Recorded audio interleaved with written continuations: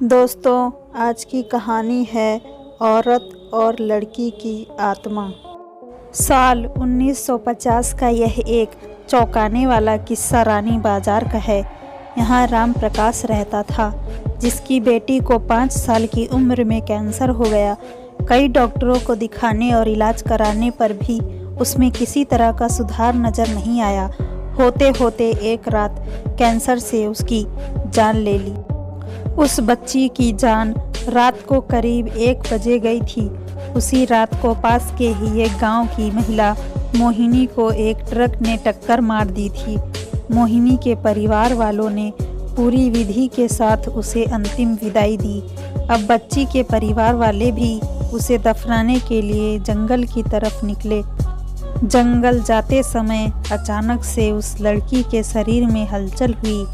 सभी हैरान हो गए कि मृत लड़की का शरीर कैसे हिल रहा है। थोड़ी ही देर में लड़की जिंदा हो गई और उसके परिवार वाले खुशी खुशी उसे अपने साथ घर ले गए।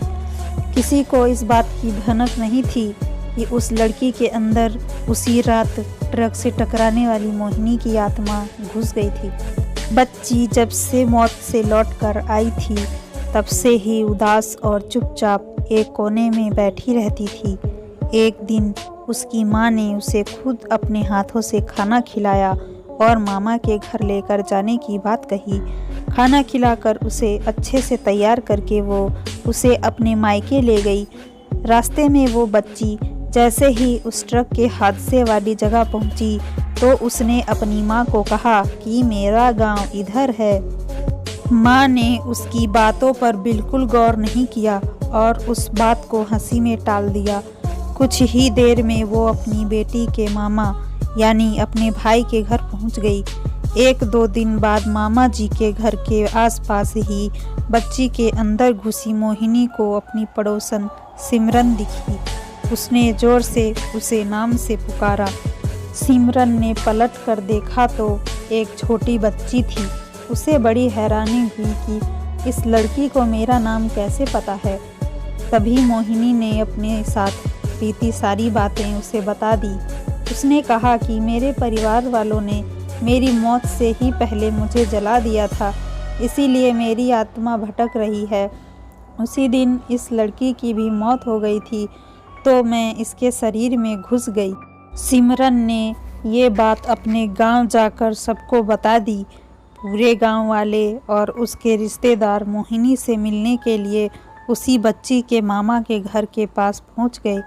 उस लड़की के अंदर रह रही मोहिनी की आत्मा ने सबको एक एक करके पहचान लिया।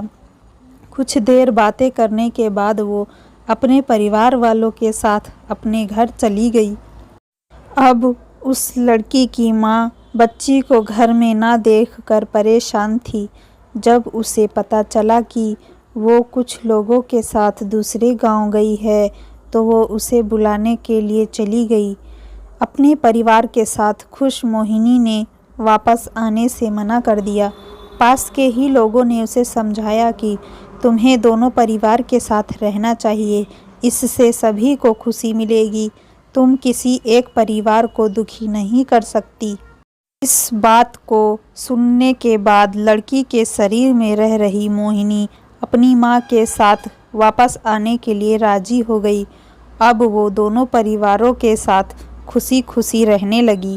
कहानी से सीख: जल्दबाजी में किया गया कार्य अधूरा रह जाता है, इसीलिए कोई भी कार्य करने से पहले उसे अच्छे से देख परख लेना चाहिए।